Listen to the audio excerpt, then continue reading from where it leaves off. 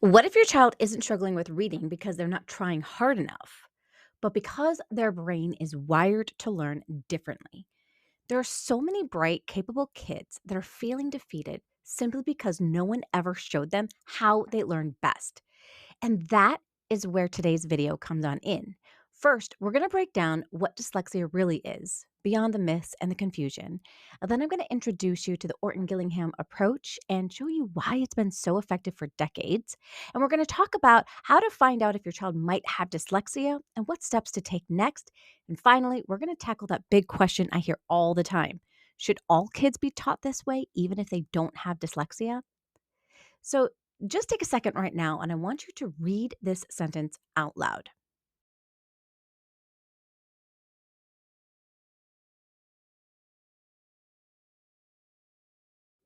It's a bit of a struggle, isn't it? Your brain is working overtime trying to untangle those words and those letters, and it takes real effort. Now, I want you to imagine for a second, what if that wasn't just a fun little puzzle?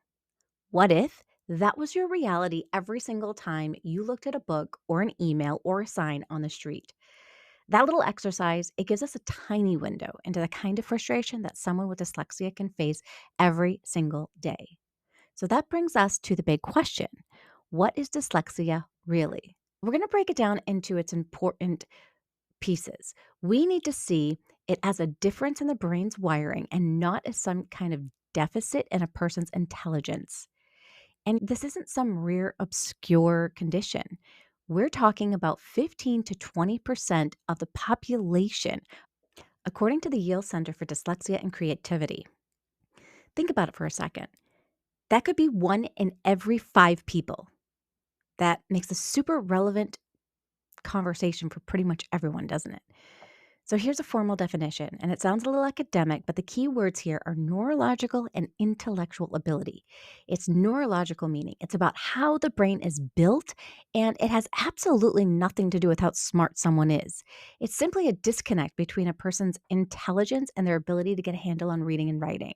And these challenges can show up in ways we all recognize, right? The classic B and D flip or mixing up was and saw, but it goes even deeper. It can be trouble telling left from right or keeping a sequence of instructions straight. And the common thread through it all, this enormous sense of frustration from putting in so much effort for so little reward. But that frustration is not where the story ends. A really brilliant scientific approach was developed to tackle these challenges head on. So let's meet the people who created it. This is not some new fad. We're actually going to go back to the 1920s. A neuropsychiatrist, Dr. Samuel Orton, was fascinated by these really bright kids who, for some reason, just couldn't learn to read. He teamed up with an amazing educator, Anna Gillingham, and together they built a whole new way of teaching language, literally from the ground up. And it's been working for decades. And this right here, this is the heart of it all. The goal isn't just about getting through the next paragraph, it's about creating a confident, independent learner who has the tools to tackle any book anytime. It's about empowerment. So, what's actually in this toolkit and this approach that they created? Gillingham approach is different and effective. And we want to think about it this way. It's multisensory. So think about you're building something with Legos, right? You don't just stare at the instruction book, right? No way. You see the shape of the brick, you hear that satisfying click when it connects, and you feel it in your hands. She does the exact same thing, but for language. It fires up all the learning pathways at once. A student will see a letter, hear its sound, and then feel a motion of writing it. Maybe they're tracing it in a tray of sand or on a bumpy surface. Doing all three at the same time creates these super strong, lasting connections in the brain. And here's where the real genius of the blueprint comes in it is systematic. First, it's sequential. You learn the easy stuff before you tackle the hard stuff. Makes sense, right? It's also cumulative. Every single new skill builds directly on the one you just mastered. You're building a really solid foundation, but and this is huge, it's also diagnostic and prescriptive. It is not a one size fits all program. The teacher is constantly adapting the lesson to what that specific student needs right then and there. All right, so we've talked about the theory, but what does this actually look like in practice? We're going to take a peek inside a typical OG lesson and see how does this blueprint for a reader get built? So a core idea here is that literacy is a two-way street. You have decoding, that's reading, which is when you see a symbol on the page and turn it into a sound. And then you have encoding, that's spelling, which is the total opposite. You hear a sound and you have to figure out what symbol to write down. It teaches both of these skills directly and explicitly. A classic OG exercise is something called an auditory drill. The instructor will say, ah, and the student has to say it back and then write the letters that go along with it. This directly trains that sound to symbol muscle, which is, you guessed it, the absolute foundation of spelling. Now, English spelling can seem like total chaos, but OG shows that there's actually a hidden structure. And one of the most powerful tools for cracking the code is this little mnemonic that they created called Clover. It helps students learn the 6 basic ways that we build syllables in English. Now, this one simple word, Clover, unlocks the whole system. C is for a closed symbol, like in cat. L is for the consonant LE, ending like in table. O is for the open syllable, go. V is for the vowel teams. E is for the vowel consonant E pattern, like in bike. And finally, R is for the R controlled vowels, like in car. And once a student masters these 6 patterns, they can break down almost any giant scary word into small, manageable pieces. It's like you have a decoder ring for the entire language. But what about all the words that break the rules? The ones I'm talking about: said, was, the. Well, OG has a plan for those as well. They call them red words, and you have to stop and pay attention. You can't sound them out. So they're taught specifically to be memorized by heart using all the cool multisensory tricks to make them stick.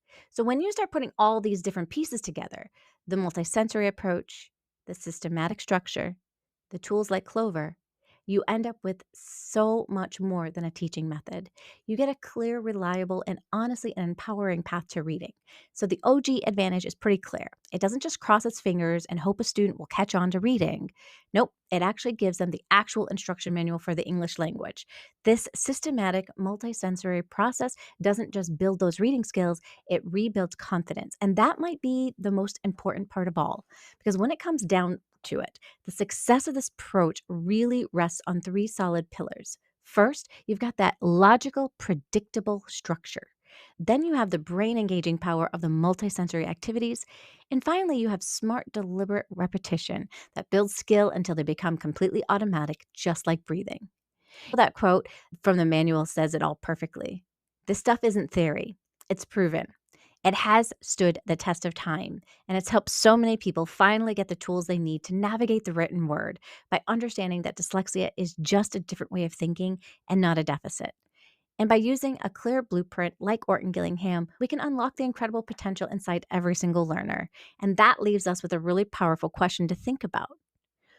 Should we be using this Orton Gillingham method with all students? First, we should really be taking a look at using some kind of a screener to be able to figure out, does this child actually have dyslexia?